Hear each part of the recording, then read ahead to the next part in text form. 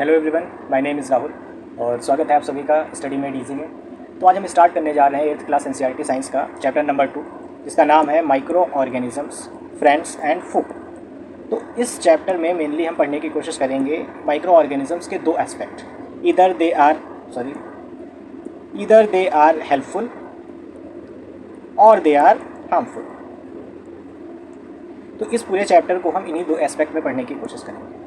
तो चलिए स्टार्ट करते हैं। और स्टार्ट करने से पहले मैं आपको बता दूं कि फू का मतलब ही एनिमी होता है।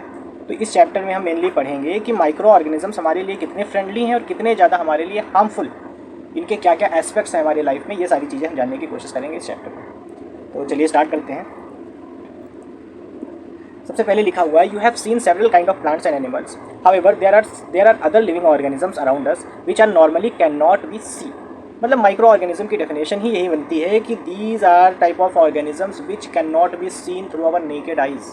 नेकेड आइज का मतलब है कि इनको हम डायरेक्टली अपनी आंखों से नहीं देख सकते। एक अलग ही टाइप का वर्ड बना हुआ है, एक अलग ही दुनिया है, और इस दुनिया को अगर ऑब्जर्व करना है तो आपको पावरफुल लेंसेज यूज़ करने पड़ेंगे, अदरवाइज माइक्रोस्कोप यूज़ करना पड़ेगा। और माइक्रोस्कोप के यूज़ की वजह से ही इनको माइक्रोब्स और माइक्रो ऑर्गेनिजम्स कहा जाता है।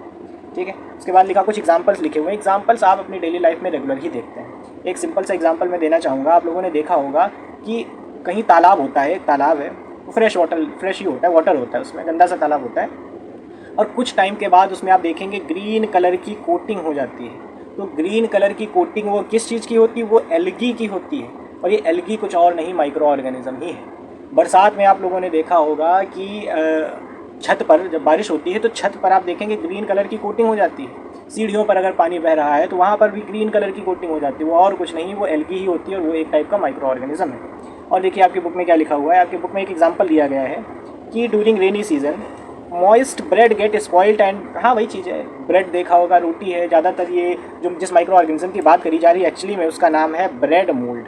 तो ये ब्रेड का एग्जाम्पल दिया गया, ब्रेड मोल्ड पे ये माइक्रो ऑर्गेनिज्म पाया जाता है।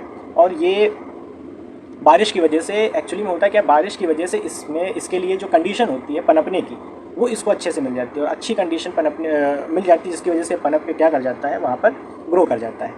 तो उसी के बारे में यहाँ पर दिया गया है। ग्रेइश वाइट पैचेस, इसको मैं मिटा देता हूँ। ग्रेइश वाइट पैचेस कहाँ पर हमको दिखते हैं? मैग्नीफाइंग ग्लास से अगर हम देखते हैं तो हमको ब्रेड के ऊपर ये नज़र आते हैं। तो ये भी एक टाइप के माइक्रो ऑर्गेनिज्म है जिनको हम डेली लाइफ में महसूस कर पाते हैं। उसके बाद में दिया गया है, they can not be seen with the unaided eyes. Unaided eyes का मतलब है डायरेक्टली, जैसे हमने अभी कोई लेंस वगैरह नहीं यूज़ किया है, मैग्नीफाइंग लेंस आता है, उन सबकी मदद के बिना इनको हम देख पाना ये असंभव ही होता है। तो इनको हमको देखने के लिए हमें मैग्नीफाइंग ग्लास की ज़रूरत पड़ती है। तो कुछ एग्जांपल्स दिए गए हैं। माइक्रो ऑर्गेनिज्म को मेनली कुछ पार्ट्स में क्लासीफाई किया गया है, जैसे बैक्टीरिया, सबने सुना होगा। जब बैक्टीरिया क्लासिफिकेशन है, अब बैक्टीरिया को ये मत समझना कि बैक्टीरिया एक पर्टिकुलर किसी ऑर्गेनिज्म का नाम है, वो एक क्लासिफिकेशन है। बैक्टीरिया कई प्रकार के होते हैं, ठीक है, फंगी, प्रोटोजोआ, एल्गी, इन सब चीज़ों के बारे में धीरे धीरे हम पढ़ेंगे, और इनके हार्मफुल और हेल्पफुल इफेक्ट के बारे में भी हम इस चैप्टर में जानने की कोशिश करेंगे। हम जानते हैं वायरसेस के बारे में। वायरसेस भी एक्चुअली में हमारे ये माइक्रो ऑर्गेनिजम्स ही होते हैं, इनको हमने कभी नहीं देखा है। वायरस हमको इफेक्ट करते हैं, कि आपने कभी देखा होगा कि कोई वायरस बड़ा से चल के आया और आपको इफेक्ट करके चला गया? नहीं होता है। तो viruses are also microscopic but are different from microorganisms. मतलब ये जो माइक्रो ऑर्गेनिजम्स आपने अभी देखे, इनसे ये डिफरेंट होते हैं। क्यों डिफरेंट होते हैं? Because they reproduce only inside the cell of the host organism, they require host. इनको होस्ट की ज़रूरत होती है। मतलब होस्ट का मतलब क्या होता है? फॉर एग्जांपल, जैसे ये माइक्रो ऑर्गेनिज्म, इनको कोई भी माइक्रो ऑर्गेनिज्म है उसको रिप्रोडक्शन करने की जरूरत पड़ेगी अपने जैसे, और सारे जब मल्टीपल बनाएगा तब उसका इंपैक्ट हमको नजर आएगा। तो वायरसेस को भी रिप्रोड्यूस करने के लिए ये इन्वायरमेंट में ओपनली रिप्रोड्यूस नहीं कर पाते हैं, इनको होस्ट बॉडी की जरूरत पड़ती है। और होस्ट बॉडी वो हम हो सकते हैं, एनिमल्स हो सकते हैं, वो होस्ट बॉडी प्लांट्स भी हो सकते हैं, है ना। तो एक एग्जांपल लेता हूँ, जैसे कोई एक पर्सन है जिसको वायरल हो गया है, वायरल फीवर जैसे कहा जाता है। तो वायरल फीवर है क्या? वायरल फीवर में ये वायरस हमारी बॉडी के अंदर घुसते हैं, और हमारी बॉडी के अंदर घुसने के बाद ये अपने आप को मल्टीप्लाई करना स्टार्ट, क्योंकि इनको होस्ट मिल गया है, और होस्ट मिलने की वजह से अपने आप को मल्टीप्लाई करने की कोशिश करेंगे, मतलब रिप्रोड्यूस करने की कोशिश करेंगे। और एक टाइम के बाद ये जब इनकी मात्रा बढ़ जाएगी तो ये क्या कर देंगे? हमारी बॉडी पे अटैक कर देंगे, और जिसकी वजह से हमको इनका इफेक्ट नजर आने लग जाता है। तो ये वायरसेस होते हैं। ये काफ़ी सीरियस डिजीजेस भी पैदा कर देते हैं। सीरियस डिजीजेस कैसे? जैसे कि पोलियो, चिकन पॉक्स, ये सारे वायरसेस के द्वारा होने वाली बीमारियां होती हैं। डिजीज़ लाइक डिसेंट्री, मलेरिया, ये सब प्रोटोजोआ की वजह से होते हैं। और टाइफाइड, ट्यूबरक्लोसिस, ये सारी जो है बैक्टीरियल डिजीजेस होती हैं। मतलब ये डिजीज़ दिया गया है और बताया गया कि ये इनके कॉजेज़ क्या है, किसकी वजह से होते हैं, कैसे टाइप के माइक्रो ऑर्गेनिजम्स की वजह से ये डिजीजेस होती हैं, इनके बारे में बताया गया है। अब यहाँ पर कुछ एग्जांपल्स दिए गए हैं, कुछ डायग्राम्स बताए गए हैं। जैसे ये आपने देखा, ये बैक्टीरिया का एग्जांपल है। बैक्टीरिया आर सिलेंड्रिकल टाइप, उनका जो सिलेंड्रिकल सेल टाइप का स्ट्रक्चर होता है। तो ये आपके बारे आपसे पूछा जा सकता है, तो आपको याद रखना है कि बैक्टीरिया का स्ट्रक्चर सिलेंड्रिकल होता है। और यहाँ पर कुछ दिए गए, जैसे क्लैमाइडोमोनास दिया गया है, स्पायरोगायरा दिया गया है, अमीबा दिया गया, अमीबा से तो सब वो है, और पैरामीशियम, चप्पल जैसा बना हुआ ये जो पैरामीशियम है। ब्रेड मोल्ड, इसी ब्रेड मोल्ड की बात हो रही थी अभी, जो एग्जांपल दिया जा रहा था कि रेनी सीजन में जो ब्रेड के ऊपर एक ग्रेइश कलर की कोटिंग हो जाती है, वो किसी और चीज़ की नहीं है, ब्रेड मोल्ड की ही कोटिंग होती है। ठीक है, तो ये सारे आपके एग्जांपल्स हैं। अब where do microorganisms live, अब यहाँ पर आता है कि माइक्रो ऑर्गेनिजम्स रहते कहाँ है, इससे हमें पता चलेगा इनका इन्वायरमेंट कैसा है। ठीक है, तो माइक्रो ऑर्गेनिजम्स में भी सिंगल सेल लाइक बैक्टीरिया, सम एल्गी, प्रोटोजोआ और multi cellular. Micro organism single cellular भी होते हैं, जैसे अमीबा, पैरामीशियम का आपने एग्जांपल सुना। ये हमारे माइक्रो ऑर्गेनिजम्स सिंगल सेल्ड होते हैं, मतलब single cell is responsible for performing all the metabolic activities that are required for sustaining life. लेकिन और कुछ होते हैं मल्टी सेलुलर। ठीक है, स्पायरोगायरा का मैंने एग्जाम्पल अभी बताया था, जहाँ पर आपने देखा होगा, दिखाता हूँ आपको।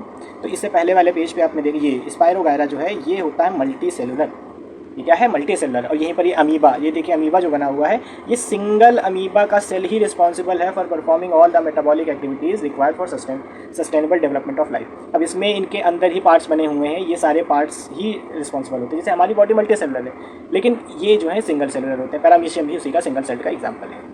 तो वेयर डू दे लिव, तो they live in all type of environment, her type के इन्वायरमेंट में रहते हैं। अच्छा, जिस टाइप का इन्वायरमेंट होगा उस टाइप के माइक्रो ऑर्गेनिजम्स होंगे। सारे माइक्रो ऑर्गेनिज्म सेम टाइप के इन्वायरमेंट में नहीं सस्टेन कर पाएंगे। जैसे आपने देखा वायरस को सस्टेन करने के लिए होस्ट की जरूरत होती है, वहीं पर बहुत सारे माइक्रो ऑर्गेनिज्म, जैसे मैंने एल्गी का एग्जाम्पल आपको बताया था, मैंने आपको ब्रेड मोल्ड का एग्जाम्पल बताया है, इनको होस्ट की जरूरत नहीं होती है। ये कहीं पर भी, जैसे एल्गी तो सीढ़ियों पर आ जाती है, एल्गी आपने देखा होगा तालाब में आ गई, एल्गी देखा आपने छत के ऊपर ग्रीन कलर की कोटिंग बना के आ जाती है। तो हर एक माइक्रो ऑर्गेनिज्म का इन्वायरमेंट डिफरेंट होता है। तो आइस कोल्ड क्लाइमेट से लेके हॉट स्प्रिंग तक, और डेजर्ट से लेके मार्शी लैंड तक, हर जगह आपको माइक्रो ऑर्गेनिजम्स मिलते हैं, लेकिन सारे डिफरेंट हैं। जो कैटेगरीज हमने पढ़ी थी वो कैटेगरीज ही होती हैं, डिफरेंट कैटेगरीज इसीलिए बनाई गई हैं क्योंकि ये अलग अलग इन्वायरमेंट में पाए जाते हैं। They are also found inside the bodies of animal including humans. हमारे अंदर तरह तरह के बैक्टीरिया पाए जाते हैं हमारे पेट। वायरसेस, अभी कुछ दिन पहले ही काफ़ी चर्चा में एक वायरस था, कोरोना वायरस, कोविड-19। तो ये सारे वायरस हमारी बॉडी में भी घुस जाते हैं। Some micro organisms grow on other organisms while other exist freely. जैसे एल्गी का एग्जांपल मैंने बताया, एल्गी फ्रीली एग्जिस्ट कर लेता है, लेकिन कुछ को ज़रूरत होती है होस्ट की।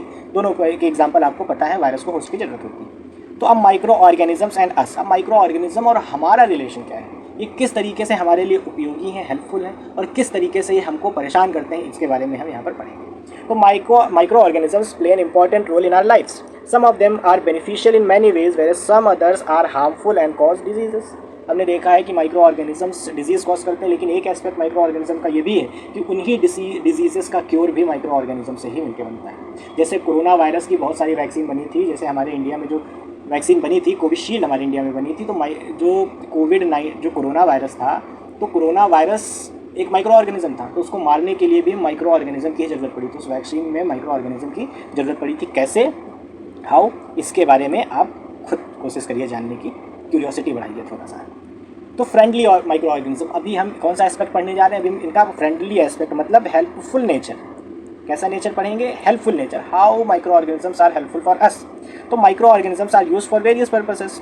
Micro organism has been use for the production of alcohol since ages. से तो चलिए हेल्पफुल नेचर नहीं है आज के उसमें देखा जाए। तो they are also use in cleaning up the environment. अच्छा, क्लीनिंग अप द इन्वायरमेंट का मतलब क्या है, जैसे हमने देखा ऑर्गेनिक वेस्ट, वेजिटेबल पील्स वगैरह, आजकल आम का सीजन चल रहा है, आपने आम खाया और छिलका कहीं घुमा के बहुत दूर फेंक दिया, ऐसी जगह फेंक दिया जहाँ गाय और बकरी नहीं पहुँच पाएगी, तो क्या वो छिलका हमेशा वहीं रहेगा?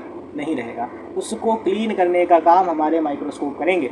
तो एक तरीके से इन्वायरमेंट क्लीनर हुए, और इन्वायरमेंट क्लीनर हुए मतलब हमारे लिए उपयोगी हुए, हेल्पफुल।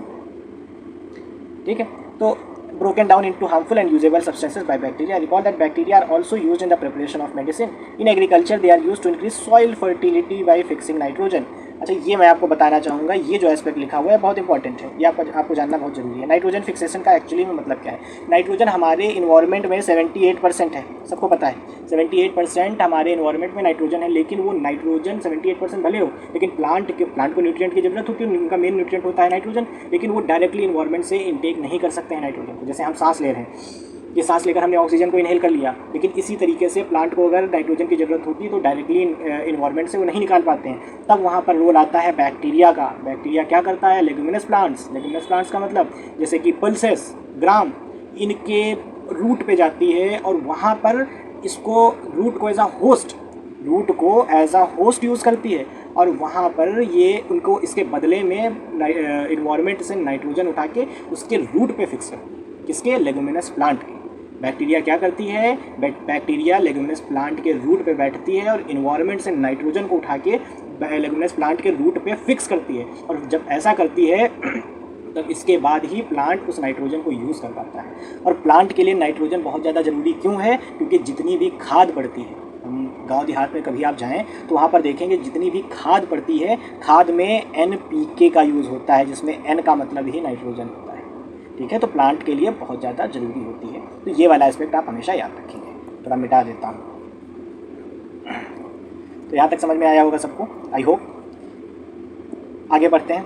तो making curd and bread, curd और ब्रेड वगैरह में यूज़ होता है। जैसे आप लोगों ने देखा होगा केक बनाने के लिए जो केक का ब्रेड यूज़ होता है, तो उसमें हम आजकल ईस्ट डाल देते हैं, फ्रेगमेंट करके। ईस्ट आती है, उसको पानी में डाल के फ्रेगमेंट कर देते हैं और उसी से उसका जो डो होता है वो डो मार लेते हैं और थोड़ी देर रखने के बाद वो काफ़ी फूल जाता है ना। तो उसमें जो फ्लफ़ी टाइप का जो उसका टेक्सचर बन जाता है वो भी हमारा माइक्रो ऑर्गेनिज्म की वजह से बनता है। तो मेकिंग ऑफ कर्ड, और कर्ड का मतलब तो जानते हैं, दही बनाने के लिए हमको जो है माइक्रो ऑर्गेनिज्म की ज़रूरत पड़ती है। लैक्टोबैसिलस जो बैक्टीरिया होता है उसकी ज़रूरत पड़ती है। तो curd contains several microorganisms of those the bacterium lactobacillus की मैं बात कर रहा था। बैक्टीरिया मैंने बताया था स्टार्टिंग में ही।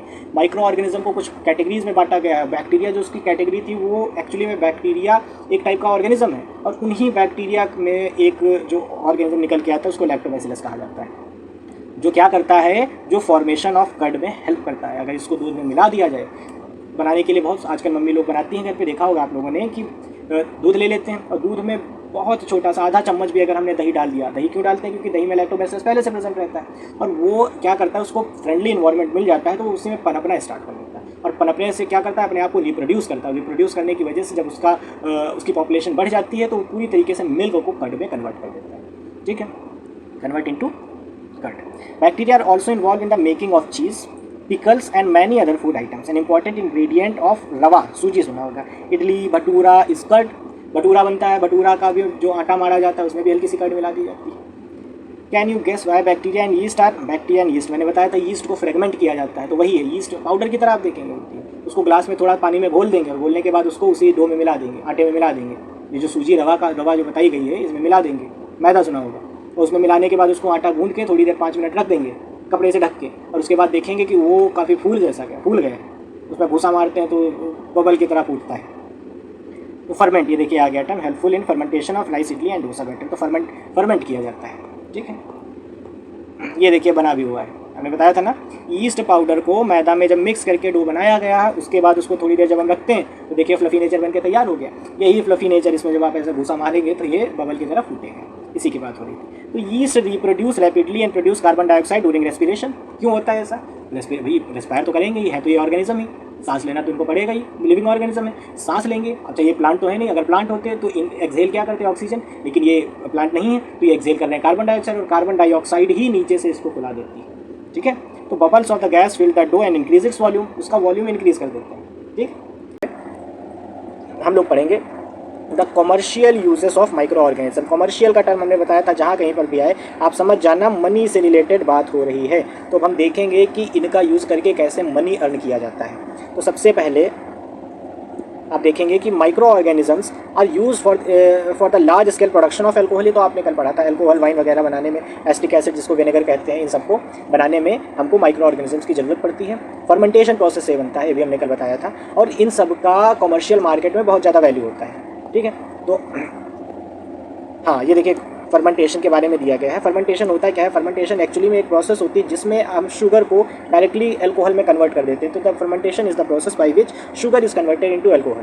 तो जब कभी फर्मेंटेशन पूछा जाए तो आप इस तरीके से एक्सप्लेन करेंगे। और इसकी डिस्कवरी करी थी लुइस पास्चर ने 1857 में।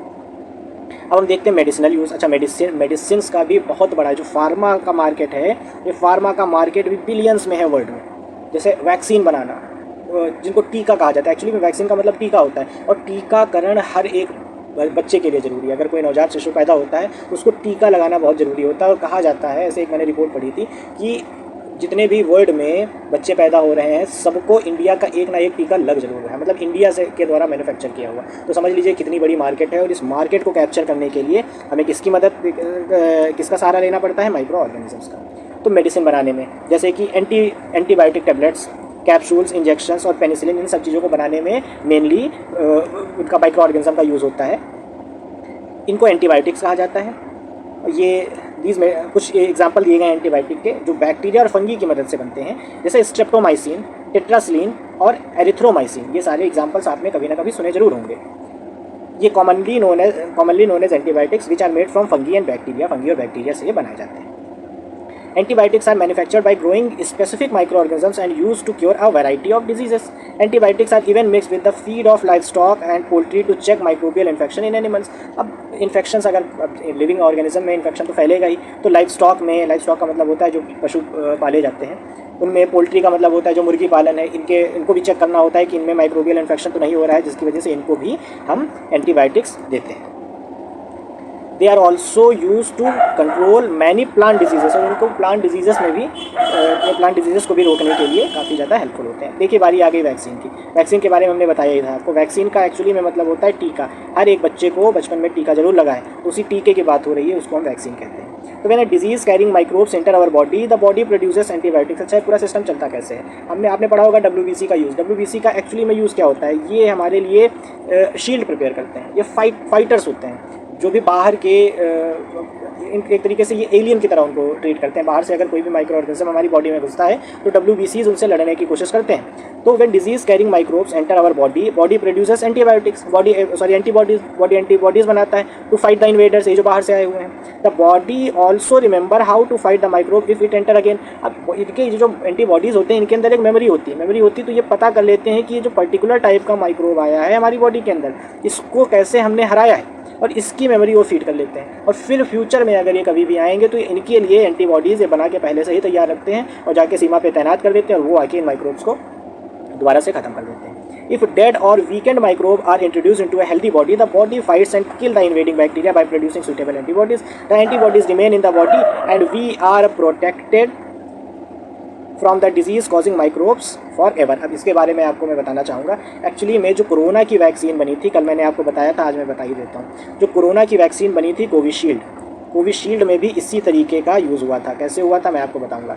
हमारी बॉडी में एक डेड कोविड वायरस डाला गया था। कैसा? जो कोविड-19 वायरस था और जो कि मरा हुआ था, डेड था, वो हमारी बॉडी में डाला गया था। वो जो वैक्सीन थी, उस वैक्सीन के अंदर कुछ और नहीं था, कोविड-19, एक समझो मरा हुआ कोविड-19 वायरस हमारी बॉडी में डाला गया था। जब ये हमारी बॉडी के अंदर गया तब हमारी बॉडी ने इसको पहचान लिया, और इसको पहचानने के बाद उन्होंने इससे लड़ने के लिए एंटीबॉडीज़ तैयार किए। और वो एंटीबॉडीज़ से पहले तो इसका सफाया किया, और इसका सफाया करने के बाद इन्होंने वो पूरी प्रोसेस याद कर ली, किस प्रोसेस से हमने इसको मारा था, और कुछ एंटीबॉडीज़ इन्होंने तैयार करके रख लिए फॉर फ्यूचर, ताकि इन फ्यूचर अगर कभी भी ऐसा वायरस ये वाला वायरस अगर कभी भी कोविड-19 जैसा वायरस अगर कभी भी हमारी बॉडी में आएगा तो इनसे लड़ने के लिए हमारे पास पूरा सब कुछ रोड मैप तैयार है, एंटीबॉडीज़ तैयार है, आते ही हम इनको ख़त्म कर देंगे। तो ये इस तरीके से कोरोना वायरस जो कोविशील्ड हमारे इंडिया में बनाई गई थी, उसका मैकेनिज़्म ये था। आई होप आप लोगों को ये सब चीज़ें समझ में आई होंगी। In your childhood you must have given injection to protect yourself against several disease. बच्चों के जो टीके लगते हैं बचपन में, can you prepare a list of these diseases. चलिए ये सब चीज़ें तो ऐसी हैं, इसको मिटा देते हैं। It is essential to protect all children against these diseases. Necessary vaccines are available in the nearby hospitals. You might have seen the advertisement on TV and newspaper regarding protection of children against polio under the Pulse Polio program. Pulse Polio अभियान चलाया गया था India में। अब तो खैर हमें लग रहा है इंडिया पोलियो फ्री हो गया है, मुझे कंफर्म नहीं, मुझे लग रहा है इंडिया पोलियो फ्री हो गया। तो 5 साल के बच्चों को 2 बूंद पिलाने होते। तो वो होता क्या था? वो एक्चुअली में ये होता था, हमने भी पीछे पढ़ा, पोलियो किसकी वजह से होता है? पोलियो वायरस की वजह से होता है। तो वो जो हमको वैक्सीन दी जाती है, वो वैक्सीन यही होती है, हमारी बॉडी में बॉडी पहचानती रहे कि अगर ऐसा वायरस कभी आएगा तो उसको कैसे अटैक करना है। तो एक तरीके से ये पूरी स्ट्रैटेजिक होती है। और पोलियो, मरा हुआ पोलियो हो सकता है हमको पिलाते हो, जिसकी वजह से हमारी बॉडी क्या करती हो, पहचान लेती है, और पहचानने के बाद उससे लड़ने के लिए रेगुलर प्रिपेयर रहती है। और रेगुलर प्रिपेयर रहने के बाद जब कभी भी इसका एक्चुअल में अटैक होगा तो उनके पास वो पूरा रोड मैप तैयार होगा, या फिर एंटीबॉडीज़ तैयार होंगे, और ये हमारी बॉडी पर इतना ज़्यादा इफेक्ट नहीं कर पाएंगे, इफेक्ट क्या बिल्कुल नहीं कर पाएंगे, और हम लोग सुरक्षित रहेंगे। ठीक है। तो a worldwide campaign against smallpox has finally led to its eradication from most part of the world. तो जो स्मॉल पॉक्स की बीमारी थी इसको भी इसी तरीके से पूरे वर्ल्ड से हटाया गया है, पूरी तरीके से इरेडिकेट कर दिया गया है। These days vaccines are made on a large scale from microorganisms to protect humans and other animals from several diseases. आजकल ज़्यादातर यही फार्मूला यूज़ किया जा रहा है जो मैंने आपको बताया है कि किसी बीमारी का डेड सेल ले लेते हैं, किसी भी बीमारी का डेड सेल ले लेंगे और उसके बाद उसको बॉडी में इंट्रोड्यूस कर देंगे। क्या कर देंगे? बॉडी में इंट्रोड्यूस कर देंगे ताकि बॉडी इसकी पहचान कर सके, और पहचान करने के बाद इससे लड़ने के लिए एंटीबॉडीज़ तैयार कर सके। क्या तैयार कर सके? एंटीबॉडीज़ तैयार कर सके, ताकि फ्यूचर में कभी भी इनका अटैक हो तो हमारी बॉडी वो सब चीज़ें झेल सके और बॉडी उनसे लड़ सके और उन वायरसेस का, उन माइक्रोब्स का हमारी बॉडी पर असर ना हो पाए।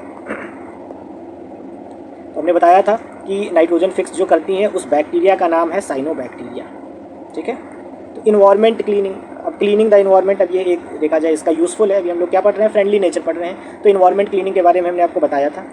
तो जैसे कि इसमें क्या दिया गया है, waste of plants, vegetable and fruits from nearby houses and garden, they put them in a pit meant for waste disposal after some time. अच्छा, ये वही दिया गया मैन्योर कैसे बनता है। मैन्योर बनाने के लिए भी माइक्रो ऑर्गेनिजम्स की ज़रूरत पड़ती है। जितना भी घर का वेस्ट होता है इसको एक पिट में इकट्ठा करते हैं और पिट में इकट्ठा करने के बाद ये जो माइक्रोब्स होते हैं, जो माइक्रो ऑर्गेनिजम्स होते हैं, ये इनको सड़ा देते हैं और सड़ाने के बाद इनको मैन्योर में कन्वर्ट कर देते हैं।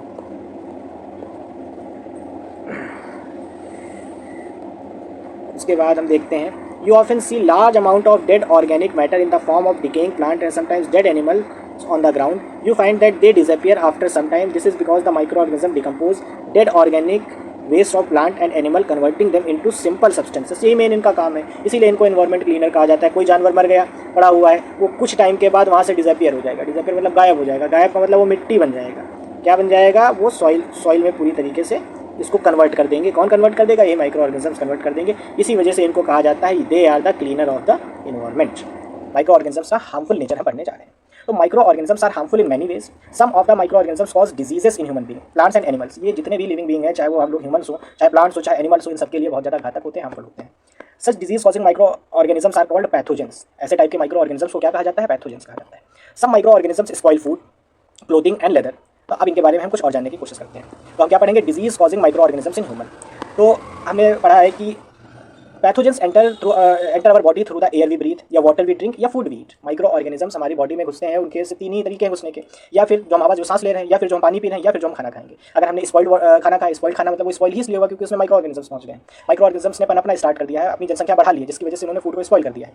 तो वो जब हमारी बॉडी में जाएंगे थ्रू ईट, या फिर हमने गंदा पानी पिया, गंदा पानी वाटर बॉर्न डिजीजेज जो होती है वो पीने की वजह से होते हैं, और एयर जो हम ब्रीथ कर रहे हैं, तो इनकी वजह से यही मेन तीन एंट्रेंस पॉइंट होता है माइक्रो ऑर्गेनिजम्स का।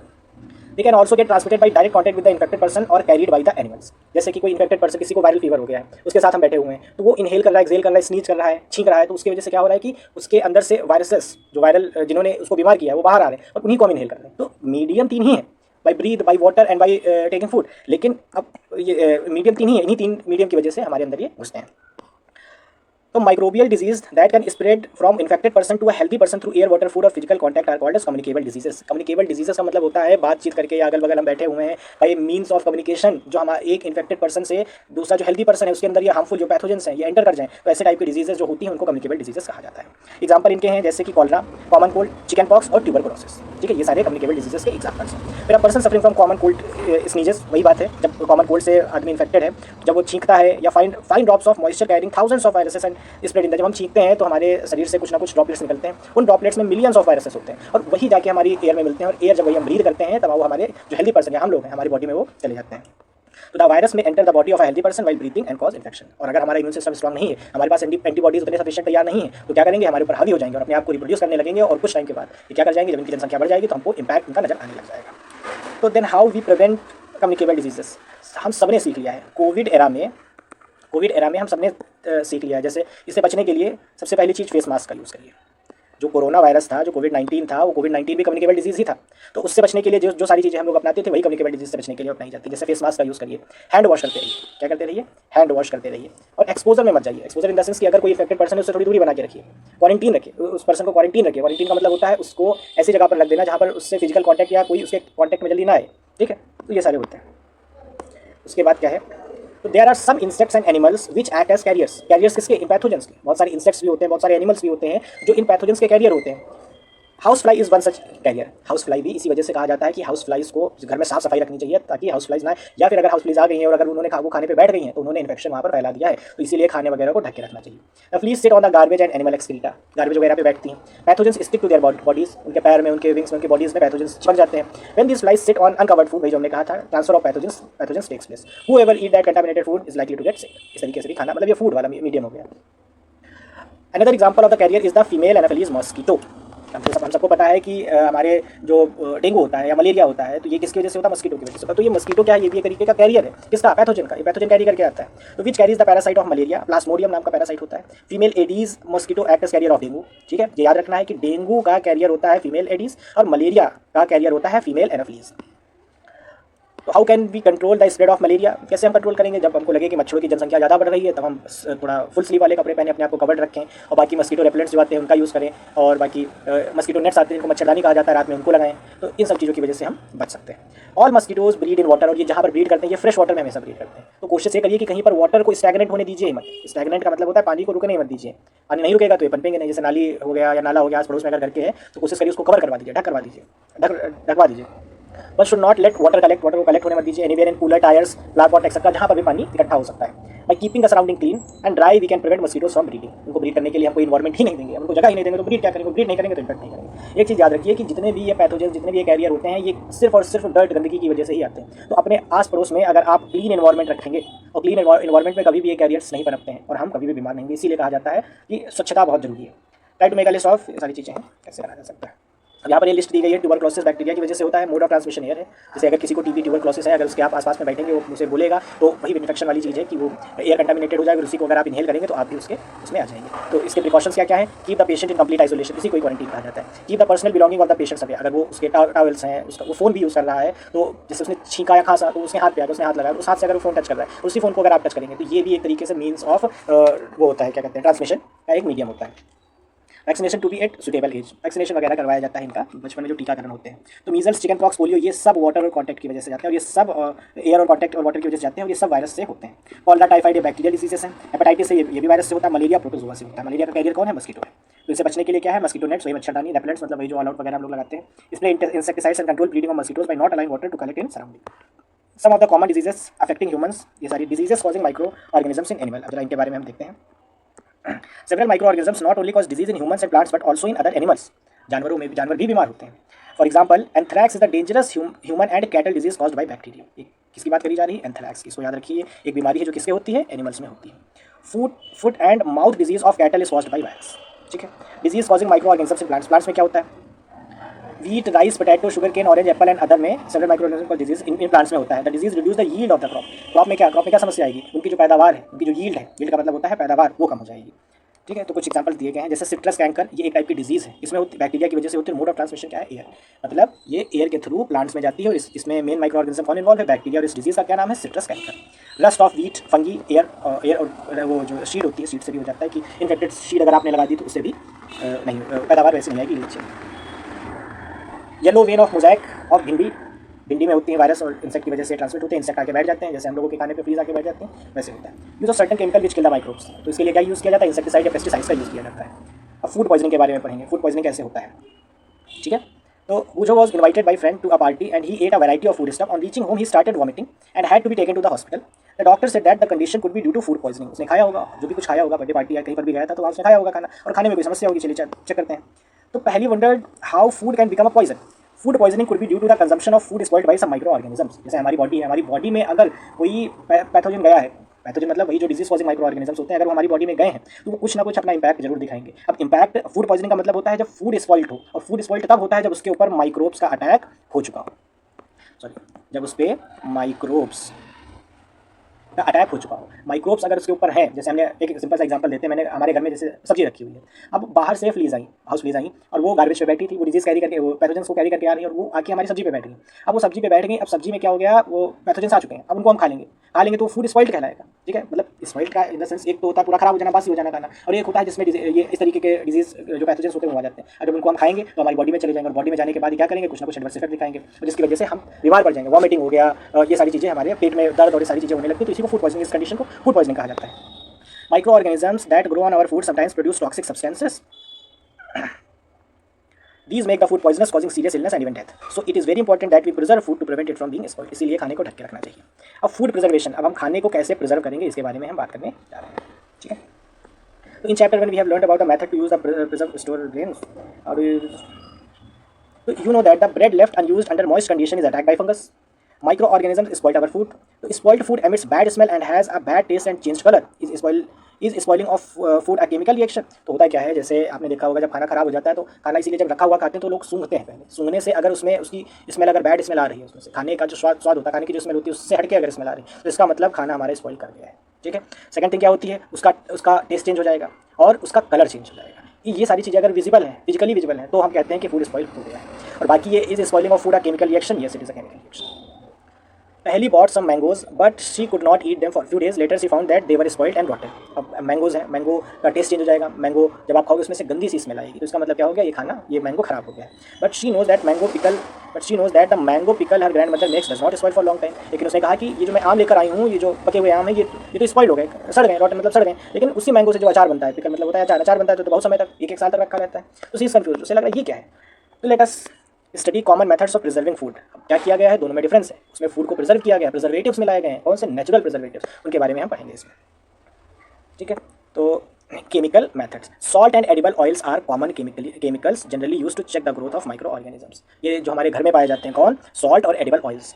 जब अचार बनता है, पिकल बनता है, तो उसमें सॉल्ट भी मिलाया जाता है और एडिबल ऑयल्स भी मिलाए जाते हैं। और इनको मिलाने की वजह से ये क्या करते हैं, ये माइक्रो ऑर्गेनिजम्स की जो ग्रोथ होती है, जो माइक्रोब्स हैं उनकी जो ग्रोथ होती है, उस ग्रोथ को रोक देते हैं, वो ग्रोथ होने ही नहीं देते। और अगर ग्रोथ नहीं होगा तो हमारा फूड स्पॉइल नहीं होगा। Therefore they are called preservatives. तो प्रिजर्वेटिव्स कौन होते हैं, प्रिजर्वेटिव्स ऐसे सब्सटेंसेस होते हैं जो माइक्रो ऑर्गेनिजम्स की ग्रोथ को कम कर देते हैं या ग्रो करने ही नहीं देते हैं फूड में, तो उनको प्रिजर्वेटिव्स कहा जाता है। वी ऐड सॉल्ट और acid preservatives to pickle to prevent the attack of microbes, ठीक है। विनेगर वगैरह जो डाल दिया जाता है, सिरका जिसको कहते हैं, ये सारे भी प्रिजर्वेटिव्स कहलाते हैं। Sodium benzoate and sodium metabisulfite are common preservatives. These are also used in jams, spices to check their spoilage. Jam हो गया, वो होती है क्या कहते हैं, टोमेटो सॉस हो गई। टोमेटो भी खराब हो जाता है, लेकिन टोमेटो सॉस को बहुत ज़्यादा दिन तक प्रिजर्व कर सकते हैं, तो उसमें यही सारे केमिकल्स वगैरह मिलाए जाते हैं। Preservation by common salt, common salt से भी प्रिजर्वेशन, मतलब ये सब प्रिजर्वेटिव्स हैं। आपको दिमाग में रखना है कि अगर प्रिजर्वेटिव्स की लिस्ट पूछी जाए तो आपको लिखना है कि सॉल्ट इज द प्रिजर्वेटिव, आपको लिखना है edible oil is the preservative. और अगर केमिकल्स पूछा जाए तो सोडियम बेंजोएट और सोडियम मेटाबाइसल्फाइड के बारे में भी आपको मेंशन करना होगा। तो common salt has been used to preserve meat and fish for ages. अब बहुत जगह मैंने ऐसा देखा है कि जो फिशेस जो पकड़ी जाती हैं, इनको बाहर की कंट्रीज़ में जब भेजा जाता है तो उनको आइस में रखा जाता है और साथ में वहाँ पर सॉल्ट उनमें मिक्स कर दिया जाता है। सॉल्ट क्या करता है, माइक्रो ऑर्गेनिजम्स की ग्रोथ को रोक देता है, जिसकी वजह से उसमें माइक्रो ऑर्गेनिजम्स अगर नहीं आएंगे तो सड़ेंगे नहीं और वो खराब नहीं होंगे, तो इनको ज़्यादा दिनों तक स्टोर किया जा सकता है। Meat and fish are covered with dry salt to check the growth of bacteria. अच्छा, आइस मैंने कहा, आइस मिला दिया जाता है। आइस क्या होता है, जैसे कोई बैक्टीरिया है वो उसको ब्रीडिंग करने के लिए 15 डिग्री सेल्सियस चाहिए, लेकिन हमने तो उसमें आइस मिला दी। आइस का मतलब क्या हो गया, 0 डिग्री सेल्सियस। अब उसको 15 डिग्री वो अचीव ही नहीं कर पाएगी, 15 डिग्री सेल्सियस मिलेगा ही नहीं, तो क्या वो ब्रीड कर पाएगी, नहीं कर पाएगी। इसी वजह से हम आइस वगैरह मिला देते हैं। इस आइस की वजह से उनको सूटेबल टेम्परेचर नहीं मिल पाता, जिसकी वजह से वो ब्रीड कर पाए।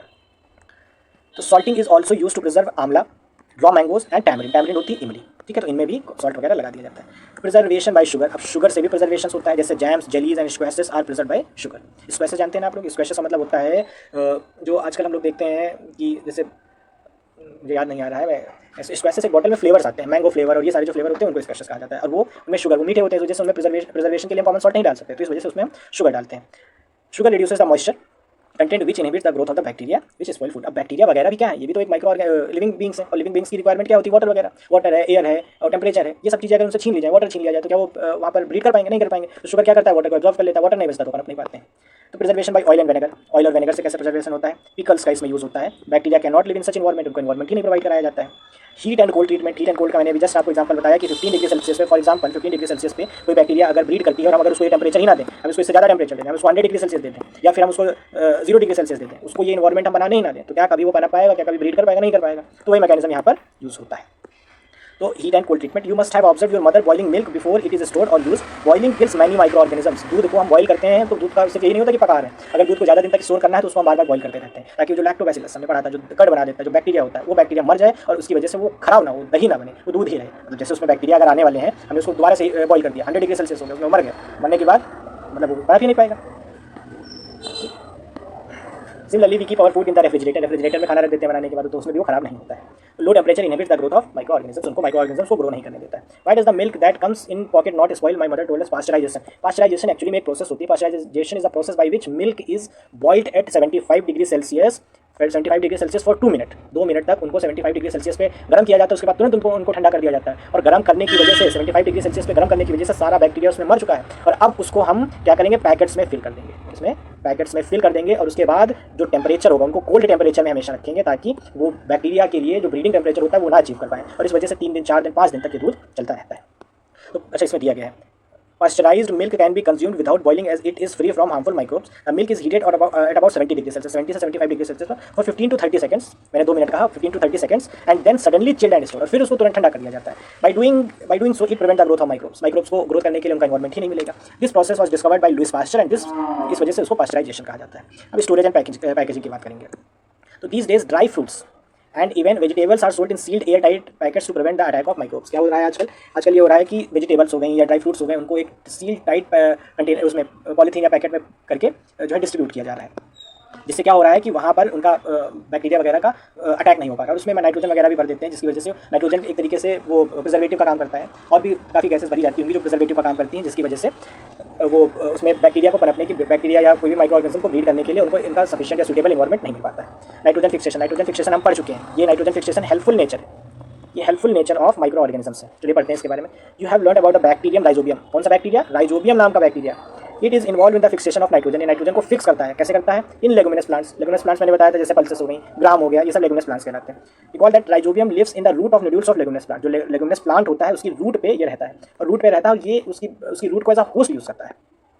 सच as beans peas with which it has a symbiotic relationship. Symbiotic relationship का मतलब होता है एक ऐसी रिलेशनशिप जिसमें एक दूसरे के लिए हेल्पफुल, जैसे कि ये राइजोबियम बैक्टीरिया की मैं बात कर रहा हूँ और लेगुमिनस प्लांट की मैं बात कर रहा हूँ। तो लेगुमिनस प्लांट राइजोबियम बैक्टीरिया को दे रहा है स्पेस रहने के लिए, और इन रिटर्न जो राइजोबियम बैक्टीरिया है वो इसको नाइट्रोजन दे रहा है। तो ये सिम्बायोटिक रिलेशन, मतलब एक दूसरे के काम आना, ये सिम्बायोटिक रिलेशनशिप कहलाता है। Sometimes nitrogen get fix through the action of lightning. अच्छा, कभी कभी लाइटनिंग से, जो लाइटनिंग होती है, जो बिजली कड़कती है, तो नाइट्रोजन जो हमारे एनवायरमेंट में 78% नाइट्रोजन है, कितना है? 78% नाइट्रोजन है। तो लाइटनिंग के स्ट्राइक से जमीन में आ जाती है, लेकिन हमेशा नहीं होता है। But you know that the amount of nitrogen that atmosphere remains constant. You may wonder, वैसे चीज है,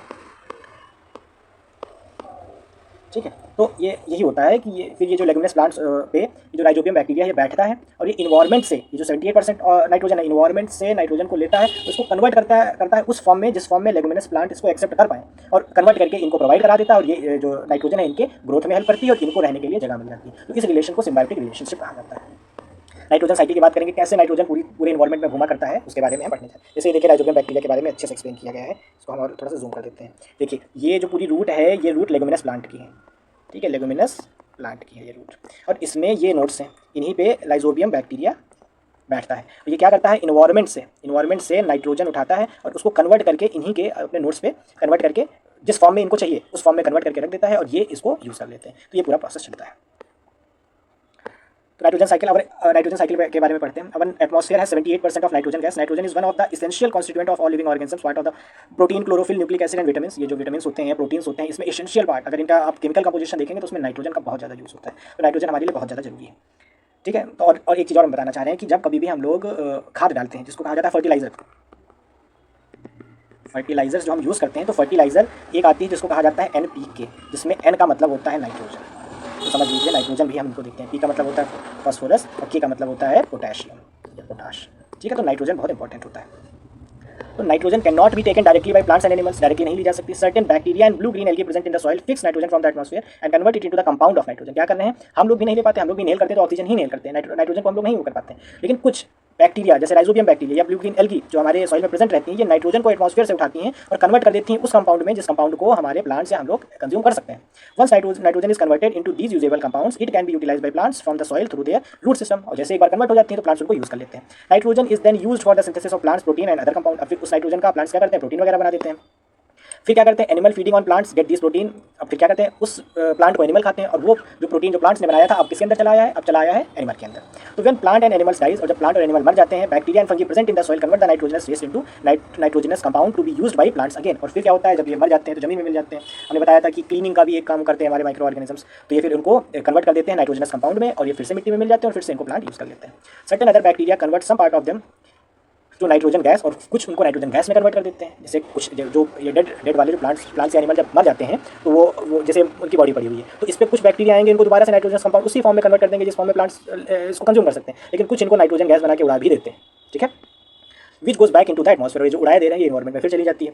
as a result the percentage of nitrogen in the atmosphere remains more और लेस कांस्टेंट, हमेशा कांस्टेंट बना रहता है क्योंकि जितना आ रहा है उतना फिर वापस चला जा रहा है। तो ये पूरी नाइट्रोजन साइकिल होती है। किस तरीके से हमने देखा, हमने एनवायरमेंट से लेगुमिनस प्लांट्स में rhizobium bacteria blue green algae ने वहाँ से नाइट्रोजन को उठाया और उसको नाइट्रोजनस कंपाउंड में बनाया जिसको प्लांट एक्सेप्ट कर सकता है। प्लांट ने उसको कंज्यूम किया, प्लांट ने उसको प्रोटीन में कन्वर्ट किया। अब उस प्लांट को एनिमल ने खाया, एनिमल के अंदर वो प्रोटीन चली गई, वो प्रोटीन चली गई मतलब वही नाइट्रोजन एनिमल के अंदर चला गया। अब जब वो एनिमल मर गया तो एनिमल वो अब जमीन में जब जाएगा, जब वो मर जाएगा तब माइक्रोब्स उसके ऊपर आएंगे, उसके ऊपर अटैक करेंगे, उसको कुछ को तो वहीं जमीन में दोबारा से नाइट्रोजन कंपाउंड में मिला देंगे और कुछ को नाइट्रोजन गैस में फिर से दोबारा ऊपर दे देंगे और फिर से एनवायरमेंट में चला जाएगा और फिर से उस एनवायरमेंट में जो नाइट्रोजन है उसको फिर से कोई लेगुमिनस प्लांट पे बैठा हुआ है जो भी बैक्टीरिया ब्लू ग्रीन एल्गी उसको उठाएगा और ये साइकिल चलती रहेगी और इसी साइकिल को नाइट्रोजन साइकिल कहा जाता है।